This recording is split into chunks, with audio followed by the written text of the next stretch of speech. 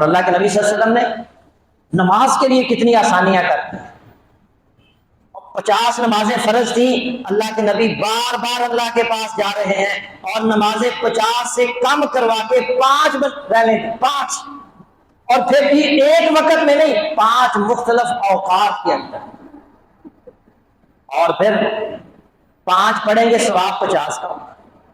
3 دن اللہ کے نبی صلی اللہ علیہ وسلم نے نماز تراویح پڑھائی باجماعت. پھر نماز پڑھانے کے لیے نہیں آئے، نماز تراویح پڑھانے کے لیے نہیں آئے، صحابہ انتظار کرتے رہے. اور پھر آپ نے اگلے دن فرمایا میں اس لیے نہیں آیا کہ کہیں اللہ یہ نماز تراویح میری امت پر فرض نہ کر. آسانیاں بانٹنے والا نبی اللہ نے ہمیں عطا کیا ہے. پھر دیکھیں ایک مریض ہے، کھڑے ہو کر نماز نہیں پڑھ سکتا، وہ بیٹھ کر پڑھ سکتا ہے، اور بیٹھ کر نہیں پڑھ سکتا، لیٹ کر پڑھ سکتا ہے، لیٹے لیٹے اشارہ نہیں کر سکتا. جس طرح بھی ہے، جس طرح کی حالت میں بھی ہے، وہ نماز ادا کر سکتا ہے. پھر اللہ کے نبی صلی اللہ علیہ وسلم نفل نماز پڑھتے تھے. آپ کبھی کھڑے ہو کر پڑھتے تھے، کبھی بیٹھ کر پڑھتے تھے، کبھی لمبا قیام کرتے تھے، کبھی مختصر قیام کرتے تھے. اور تہجد کی نماز آپ نے رات کے ابتدائی حصے میں بھی پڑھی ہے، عشاء کے ساتھ بھی پڑھی ہے، آدھی رات میں بھی پڑھی ہے، اور آخری تہائی رات میں بھی پڑھی ہے. امت کے لیے آسانی کر دی. اور عشاء صبح نہیں اٹھ سکتے، عشاء کے ساتھ پڑھ لو، آدھی رات کو پڑھ لو، آدھی رات کو اگر نہیں اٹھ سکتے تو پھر تہجد کے وقت، سحری کے وقت اٹھ کر تہجد کی نماز پڑھ لو. کتنی آسانیاں کر دی امت کے لیے. اور پھر سیدنا معاذ بن جبل رضی اللہ تعالیٰ عنہ نے ایک دفعہ نماز پڑھا رہے تھے، ایک عشاء کی نماز تھی. ایک صحابی سارا دن کھیتی باڑی کر کے محنت کر کے نماز پڑھنے کے لیے آئے. آگے معاذ بن جبل نماز پڑھا رہے تھے، انہوں نے سورۃ البقرہ شروع کر دی. وہ صحابی جو تھے انہوں نے نماز توڑ دی، الگ سے اپنی نماز پڑھی اور گھر چلے گئے. صبح ہوئی، اللہ کے نبی صلی اللہ علیہ وسلم سے شکایت کی، اے اللہ کے نبی ہم سارا دن محنت کرتے ہیں، مزدوری کرتے ہیں، کھیتی باڑی کرتے ہیں، اور رات کو ہم نماز پڑھنے کے لیے جب مسجد میں آتے ہیں تو یہ سورۃ البقرہ شروع کر دیتے ہیں. اللہ کے نبی صلی اللہ علیہ وسلم حضرت معاذ رضی اللہ تعالیٰ عنہ کو بلاتے ہیں اور فرماتے ہیں یا معاذ، اور شدید غصے میں ہیں، اور آپ فرماتے ہیں یا معاذ افتان انت، بخاری کی حدیث ہے، اے معاذ کیا تم فتنے اور آزمائش میں ڈالتے ہو لوگوں کو؟ تمہیں اور صورتیں نظر نہیں آتی؟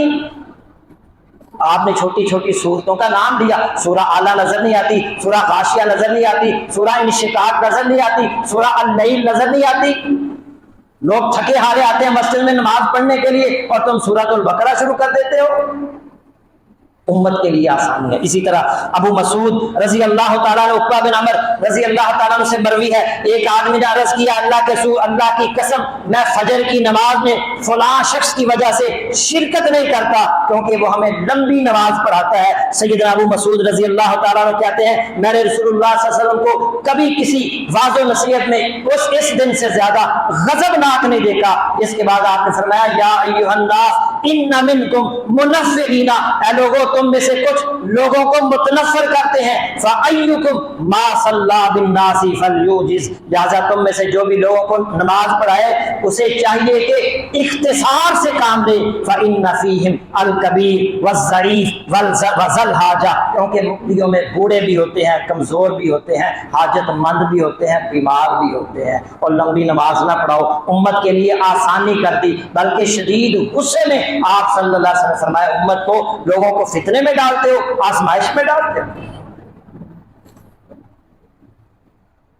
نبی صلی اللہ علیہ وسلم مسجد میں داخل ہوئے، آپ نے دو ستونوں کے درمیان ایک رسی لٹکے ہوئے دیکھی. آپ نے پوچھا یہ رسی کس لیے ہے؟ بتایا گیا ام المومنین سیدہ زینب رضی اللہ تعالیٰ عنہ عبادت کرتی ہیں، جب عبادت کر کر کے تھک جاتی ہیں تو پھر اس رسی کے سہارے میں کھڑے ہو کر نماز ادا کرتی ہیں. اللہ کے نبی صلی اللہ علیہ وسلم فرمایا لا حلوہ، اسے کھول دو، اس رسی کو کاٹ دو. لیصلی احدکم نشاطہ فاذا فطر فلیقعد، تم میں سے ہر شخص خوش مزاجی کے ساتھ، نشاط طبع کے ساتھ نماز پڑھے، جب تھک جائے تو بیٹھ جائے. عبادت کے اندر بھی اتنی عبادت نہیں کرنی کہ ہمیں تھکاوٹ ہو جائے، یہ مطلوب نہیں ہے. ساری ساری رات عبادت کرنا یہ سنت سے ثابت نہیں ہے. کتنا دین آسان ہے.